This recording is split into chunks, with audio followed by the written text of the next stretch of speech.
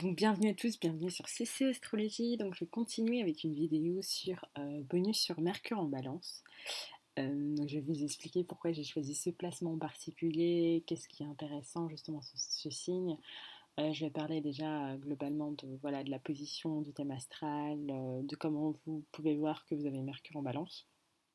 Et après, on va rentrer dans le vif du sujet.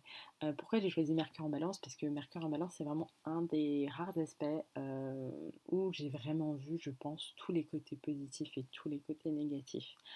Et surtout les côtés négatifs, et surtout comment vous pouvez justement éviter de tomber dans pas mal de pièges, parce que Mercure, ça peut être un piège aussi. Et la balance, c'est un signe, ce que j'appelle un signe tricky. Donc je vais expliquer pourquoi. Donc globalement, vous commencez avec votre thème astral. Donc vous avez justement la maison 1 qui est la maison du bélier et vous avez la maison 12 qui est la maison du poisson. Donc le cercle zodiacal commence par le signe du bélier et termine par le signe du poisson. Le signe du bélier, c'est clairement un signe qui symbolise la naissance. Et le signe du poisson, c'est un signe qui symbolise justement l'élévation spirituelle. Le signe de la balance, c'est un signe donc, qui est dans la maison 7. C'est un signe vraiment qui représente tout ce qui est l'autre, les partenariats, les contrats, la justice.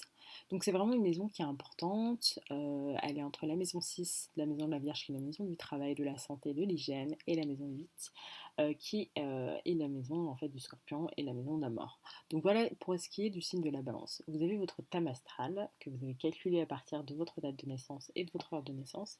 Et à partir de là, en fait, vous avez une cartographie en fait du ciel à l'état de votre naissance.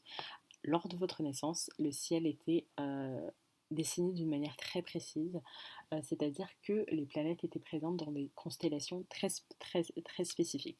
Ce que j'appelle constellation, c'est en fait un signe. Vous avez Mercure en balance, vous avez Mercure, la planète Mercure, qui est dans la constellation de la balance au moment de votre naissance. Donc ce sont des faits. C'est pas du tout, parce que j'entends beaucoup de gens qui disent que l'astrologie c'est une croyance, ce n'est pas une croyance. Ce sont des faits au moment de votre naissance. Les constellations existent, elles sont présentes. Et donc ce qui fait que vous avez Mercure en balance. Pour ce qui est des planètes, en fait, ce qui est intéressant, c'est que vous avez effectivement tous les signes zodiacales qui représentent des maisons particulières, et vous avez, euh, en plus des signes qui correspondent à la maison, vous avez les planètes qui s'ajoutent. Donc c'est pour ça que lorsque vous étudiez vraiment votre thème astral, vous pouvez dire pas mal de choses. Il y a des gens qui restent des années sur l'étude de leur thème astral, tellement il y a des choses que l'on manque et des choses qu'on peut dire. Donc voilà, vous avez ces trois aspects. Déjà le signe, puis vous avez la maison, parce que chaque maison représente avec le signe une symbolique particulière, et vous avez le Mercure.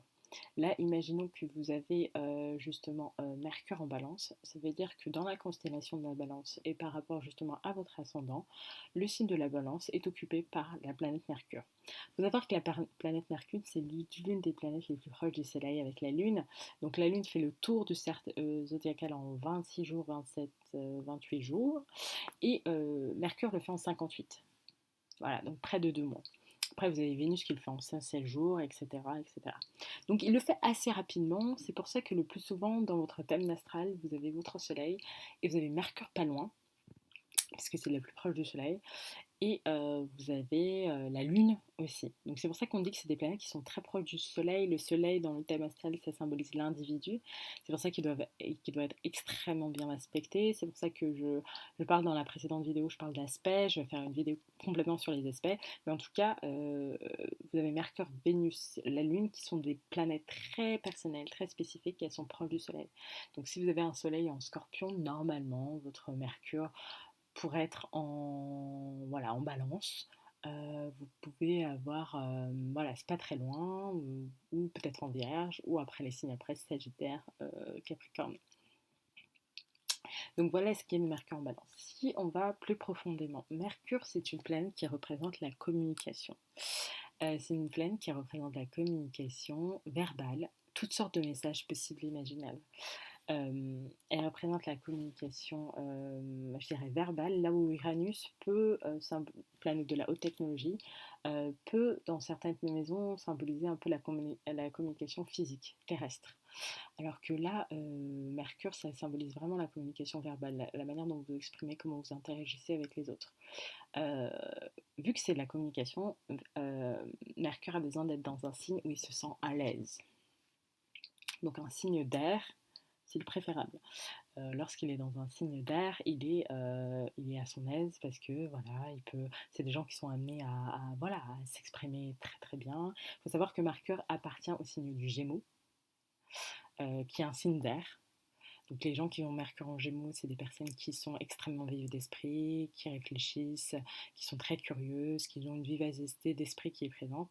Et le signe de la Vierge, bien que la Vierge et les Gémeaux ne s'entendent absolument pas, Mercure appartient aussi, la Vierge est aussi ce qu'on appelle une Vierge mercurienne. Donc vous avez Mercure en Vierge, vous êtes très analytique, vous êtes très carré, très logique, vous avez une intelligence qui est proche.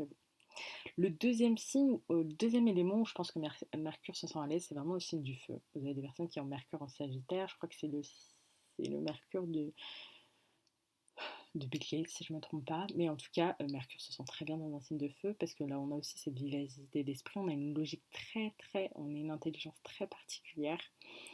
Là où Mercure en Sagittaire est très vif, il vous permet de comprendre pas mal de concepts et autres. Mercure en Bélier, ça peut provoquer le fait d'être un peu têtu, un peu rester sur ses idées. Donc voilà. Et Mercure en Lion, on a une communication qui est très haute. C'est des gens qui sont très attachés à l'honneur, à la réputation. La manière dont il doit communiquer et s'exprimer est très très propre pour le coup. Donc ça c'est Mercure. Et après vous avez les signes donc d'eau.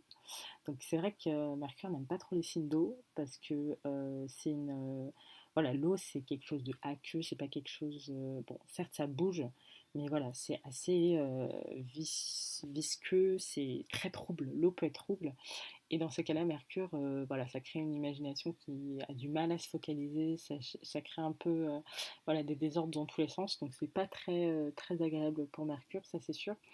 Et vous avez Mercure en signe de terre qui crée des blocages, puisque le terre c'est quelque chose de très solide, c'est quelque chose de immuable, c'est quelque chose qui ne bouge pas, là où Mercure a besoin de bouger, il est dans un signe de terre, alors là, ouais, ça peut créer Mercure en Taureau, des gens assez têtus, voilà. Vous avez Mercure en Capricorne qui est pourtant Mercure, mais il se sent pas à l'aise en fait. Pourtant le Capricorne est très carré, mais il se sent pas très à l'aise. Donc si on revient au Mercure en Balance, Mercure en Balance c'est vraiment la Balance c'est un signe d'air, donc Mercure se sent très à l'aise. Comme je disais, c'est des gens qui vont pouvoir s'exprimer de façon très claire pour les autres. Ils vont avoir aucun mal d'interagir avec les autres.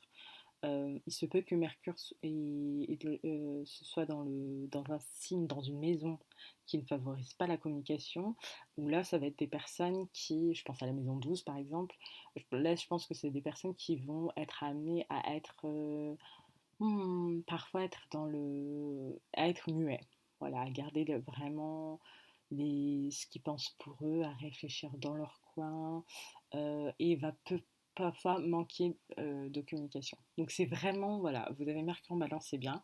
Il faut savoir comment Mercure est aspecté, parce que c'est aspecté par des planètes que je qualifie de maléfiques ou voilà, pas très bénéfiques. Comme Mars, il est mal aspecté, ça peut créer des conflits au niveau de la communication. Vous êtes amené à dire des choses que vous ne pensez pas et vous allez laisser justement euh, vos émotions, si, voilà, peut-être prendre le dessus. Donc il faut voir comment Mercure est aspecté, mais encore, s'il est dans le signe de la balance, c'est vraiment, voilà, pour le coup, il est bien placé.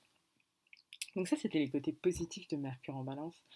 Moi, je trouve que c'est des gens qui, en plus de s'exprimer bien, vous allez voir, c'est des gens qui... Les gens vont adorer ce que vous êtes en train de dire. Ils vont littéralement adorer parler avec vous. Donc, je vais expliquer pourquoi ça pose aussi beaucoup de problèmes.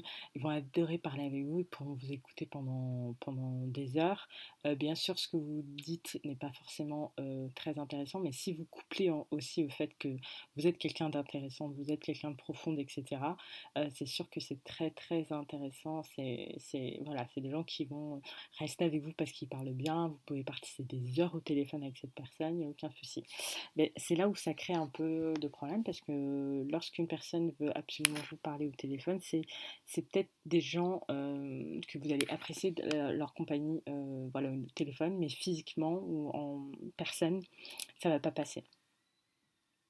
Ça, il faut vraiment faire attention.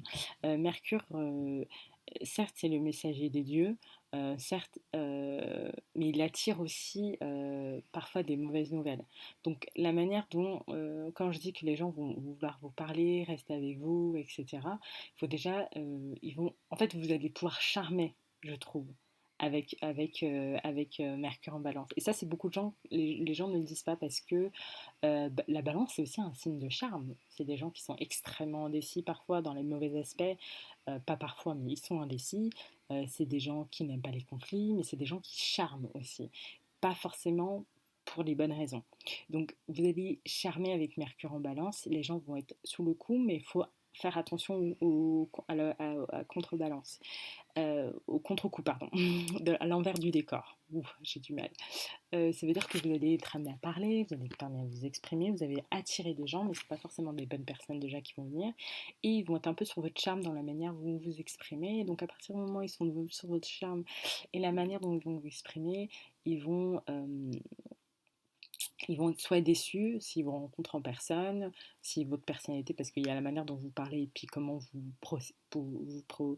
vous utilisez vos émotions, comment vous utilisez vos émotions avec autrui. Donc il y a beaucoup de choses en fait. C'est pour ça qu'avoir une relation avec une personne uniquement que vous ne voyez pas en vrai et que vous avez qu'au téléphone, ça peut être très très dangereux, surtout à l'époque où on vit, où on est dans l'ère des réseaux sociaux, où on est dans l'ère de la haute technologie et on est juste aux prémices. Donc c'est important de pouvoir voir et interagir avec les personnes aussi directement. Donc voilà, Mercure en balance, c'est vraiment ce côté de charme que les gens ne parlent pas trop. Et puis le balance, c'est un signe assez particulier. Euh, dans l'astrologie ancienne, en fait, la Vierge et le Scorpion, c'était vraiment deux signes qui ne faisaient qu'un. Parce que c'était un signe qui avait beaucoup d'habilité, trop d'habilité par, euh, par rapport aux autres signes, et pour remettre un souci d'équité, ils ont décidé en fait de séparer la Vierge et le Scorpion et de mettre le signe de la balance qui pondère. Mais je crois fondamentalement que la balance garde ces deux énergies, à la fois l'énergie de Vierge et le signe du Scorpion. Par rapport au bélier, où le bélier va être directement frontal, il va aimer la confrontation, la balance pas du tout, mais ça n'empêche pas qu'elle puisse avoir les mêmes émotions que du bélier et de faire beaucoup plus mal, mais je dirais dans le silence et de manière charmante. C'est pour ça que Mercure en balance, dans les côtés bons aspects, vous n'aurez aucun problème au niveau de la communication, encore une fois, si votre Mercure est très bien aspecté, mais dans les côtés négatifs, vous allez pouvoir charmer avec ce que vous dites, et il faut faire attention qui vous charmez et comment vous charmez. Si vous... Voilà, je peux pas aller très loin parce qu'on est aussi sur YouTube, mais, on peut... Le charme, ça a des bons et aussi des mauvais côtés. Voilà ce que je voulais dire sur Mercure en balance. Je trouve ça hyper intéressant. Il y a peut-être des positions très spécifiques que je vais parler. Je sais pas, Vénus dans le signe, voilà, Vénus très dans un signe très particulier, parce que je trouve que c'est important de pouvoir, pour ceux qui ont cette position-là, de savoir un peu plus. Et c'est vrai qu'il y a vraiment des positions qu'on connaît un peu plus que d'autres, parce que soit on a eu des gens autour de nous qui sont comme ça, ou on l'a expérimenté nous-mêmes avec quelqu'un encore qui a été proche de nous. Donc je trouve que c'est hyper intéressant. Donc vous pouvez mettre un pouce vers le haut si vous avez apprécié, que vous avez trouvé au moins que c'était intéressant. Et vous pouvez vous abonner à ma chaîne. Donc CC Astrologie, à bientôt.